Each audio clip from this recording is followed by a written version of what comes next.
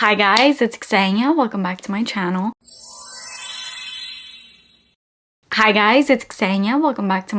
In today's video, I finally have more of an affordable perfume haul to share with you. I know these videos are you guys' favorite videos to watch from me, and honestly, they're my favorite videos to film and to kind of prepare for, meaning to buy these perfumes. I love buying affordable perfumes, not only because of the affordable price point, which is obviously a huge bonus, but it's just so much more satisfying when you find a banger of a perfume and it's like 20, 30 bucks, even 40 bucks, let's say, but it smells so incredible and high end. That is literally my absolute favorite thing in the world. So I love affordable perfume shopping, and I have some great ones to share in this video. Keep in mind, the majority of these are going to be very affordable. So like under, I think, 30 bucks, but there are two that kind of go up a little bit in price point, but the highest we're gonna go up here is $75.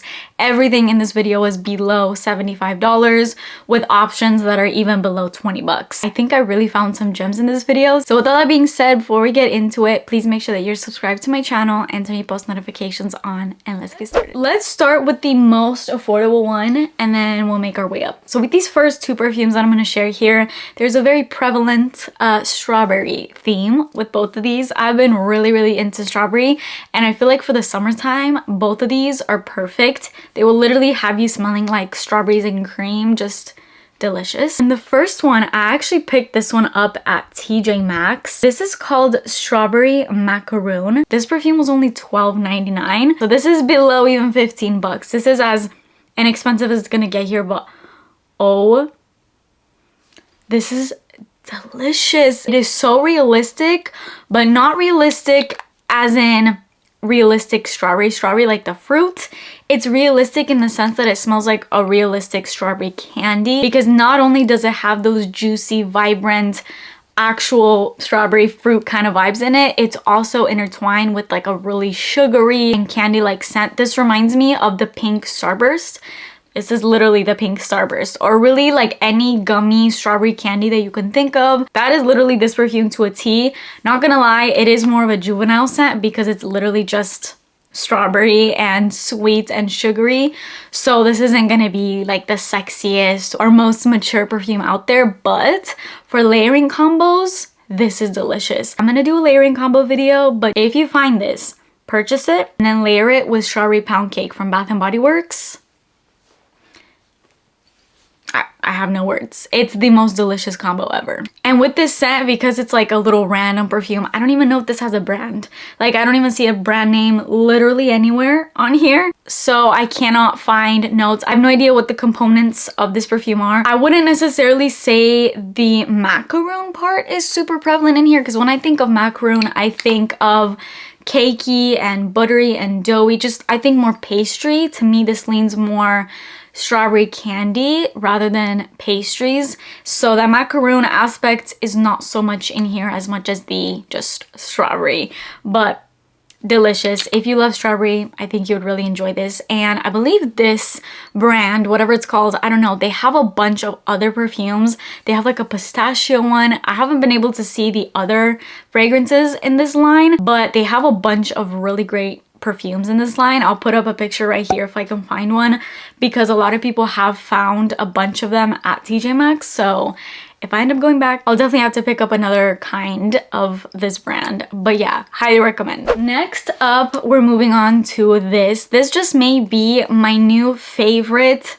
Honestly, even more than that one, because this one just feels a little bit more elevated, but still brings you the exact same strawberries and cream kind of vibe. This is from Le Monde Gourmand. I recently talked about a bunch of these perfumes in another affordable perfume haul that I did, which if you want to check that video out, I'll link it up here. But this one, this perfume is called Fraise Fouette.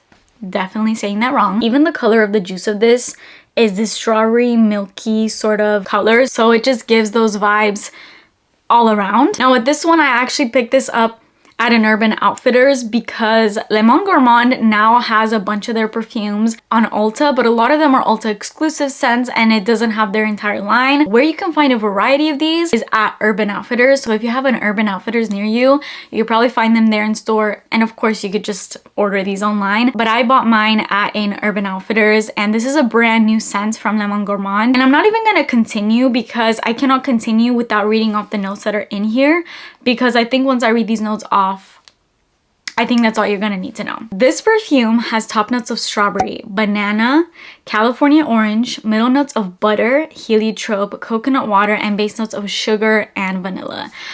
When I saw that this had banana, that was it for me. This is like strawberries and cream with the hint of banana. Now, I've been saying forever that I want to get my hands on a banana perfume on here, but at the same time, I'm kind of hesitant because I'm like, I don't necessarily want to smell straight up like a banana. I want like a banana scent that has other factors in it. And when I saw this and the mixture of notes with that banana, I knew I had to have it because this is just that. It has banana, but it's not the most prominent part. Like, you're not going to be a walking banana when you wear this. If anything, you're going to be a walking... Oh my god, this is delicious. This is strawberries and cream, or like strawberry milk with a dash of banana milk. The butter element just kind of rounds it out. It adds a creaminess to the scent and quite literally smells like the light pink milky sort of juice that's in here. The sugar is prevalent, the vanilla is prevalent. This is delicious. I highly recommend. Honestly, if you could get one fragrance out of all the perfumes I'm talking about here, get this one. And I almost forgot, the price point of this is 25 bucks. Moving up in price just a little bit, still very inexpensive. This fragrance retails for $28 and you could buy it now at Sephora. It's in stores as well as online, and this is actually not a perfume. It's a fragrance mist, and this just recently dropped. When I saw that, I had to have it because I own the cream of this and I've hauled it in previous videos and I love the cream. This is the brand new Way St. Bart's fragrance mist, and this is actually a hair and body mist, so you can pretty much spray this everywhere. Now the scent St. Bart's, they have, I believe, a perfume of this, like an actual perfume. Am I mistaken? Do they not? Let me look it up. All right, scratch that. They don't make a perfume for St. Bart's. They only have this scent and their body cream, which I believe was the first kind of product released in this scent. And because that body cream got so much hype, they have now released a fragrance mist version of it. And I would definitely love a perfume of this as well, because this is like the end all be all of all summer scents. Like, this is summer in a bottle without being sunscreen, suntan lotion, like just overly coconut and honestly kind of juvenile. And those scents are super overdone for the summertime. It's like all body mists at this point that are summer themed, it's gonna smell like some version of coconut. And while this one has coconut, this is like an elevated, sexy, beachy, like when I smell this, I think of tan skin, glowing skin, radiant shimmer, wet hair. I don't know, this is sexy. And it's definitely a lot more than just a summery coconut scent. This mist has notes of dragon fruit, orange blossom, tuberose, and musk. Those are just a few key notes that are in here, but I definitely smell coconut in here. So although that's not a keynote listed, I definitely smell a coconut vibe. Very mild though. I wouldn't say this is coconut all in all. I think out of most things, I smell tuberose in here. It has that white floral kind of vibe, but it's really good. Like, it's sexy florals. It's not too mature, but it's just mature enough without being, you know, juvenile. And honestly, for a body mist, this is pretty elevated. It smells like a perfume and it performs pretty well, especially when you layer it with the body cream. The body cream is delicious. Not only the scent, but the formula of that body cream is so amazing. It's moisturizing without feeling greasy, and then the scent is obviously the best part, but I always wanted to strengthen that body cream and now I can, and I can literally put the scent like everywhere. And this is really great for layering as well, because you could put the body cream on this and just top it all off with the beachy kind of scent that is similar to the scent, and you literally smell like summer. I was a tiny bit hesitant going into the scent because I'm like, do I need another summer body mist? But honestly, having this now, this definitely definitely adds newness to my collection, and it's unlike any other summer body mist that I have, and you know I have a lot. And then the last two scents that I have for this video are a little bit up in price, but you could still find them for around $75 or under, and that goes for like the biggest size, like 100 ml 3.4 fluid ounce. If you want to go smaller in size, they're gonna be even cheaper than that. Let's start off with this perfume, because this is kind of a big step for me if you've been following me. If you're a new viewer of mine though, something that I have reiterated on my channel a lot is one of my least favorite, if not honestly probably my least favorite perfume in the world, goes to Narciso Rodriguez For Her. I've never been one to like a synthetic, overly musky, too mature kind of vintage rose type scent, and in my opinion that's what that scent was to me, or it just didn't work with my skin. I understand that's a lot of people's favorites and people literally love that scent so much, but it wasn't for me, and I've always said that on my channel. And because this house is a house that literally has one of my least favorite perfumes in the world and one of my favorite perfumes in the world, which is Musk Noir Rose, so sexy, so amazing, I figured I want to dabble more into this brand because it's like I either love their fragrances or I don't. And this one did scare me a little bit, and I blind bought this, so it definitely really scared me because of the name. Also, it was kind of very similar to For Her. This is Narciso Rodriguez Fleur Musk.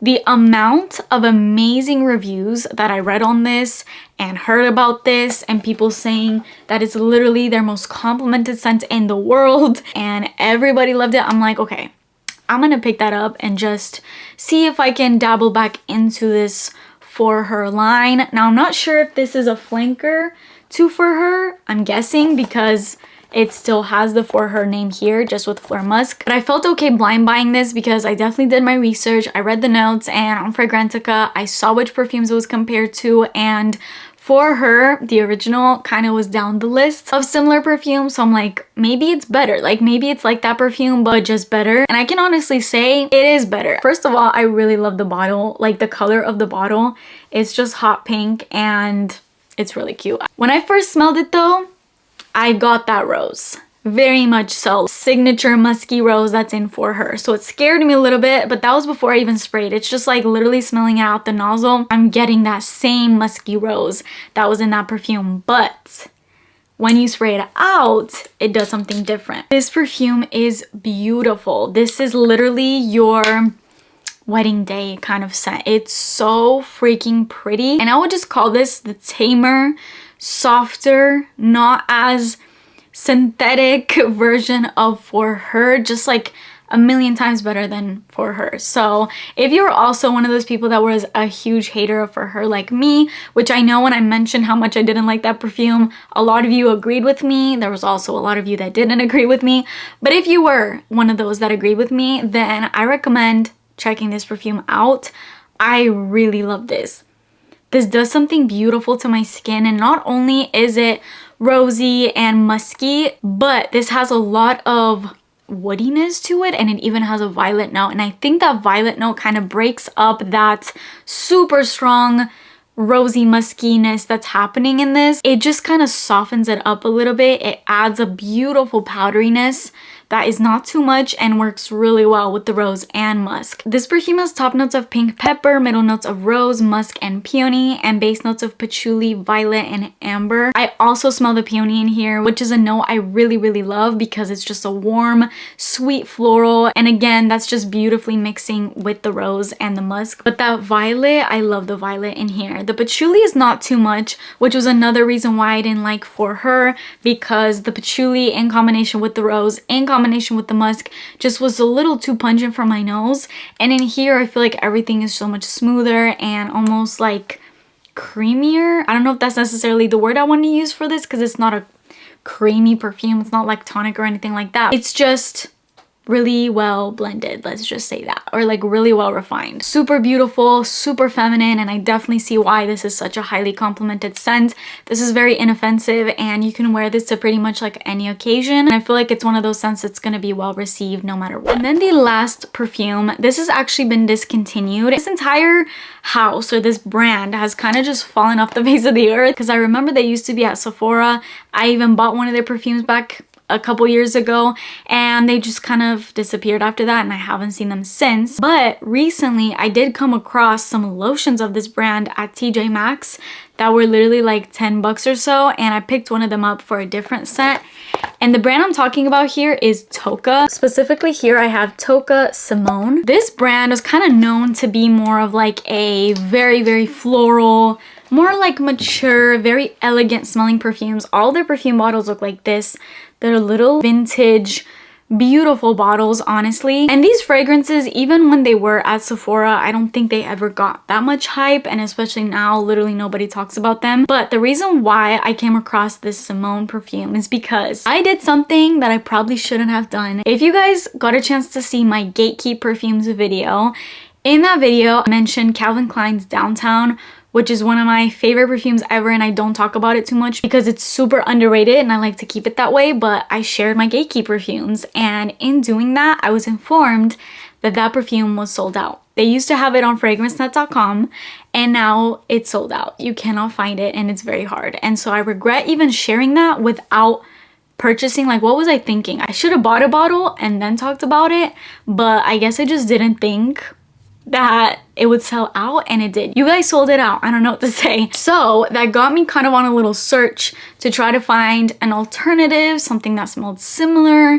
and that is how I came across Simone. Now, not only was Downtown mentioned as one of the perfumes that's similar to this, but another perfume on the Perfume It Reminds Me Of list is Max Aquatic, as well as L'Imperatrice by Dolce & Gabbana.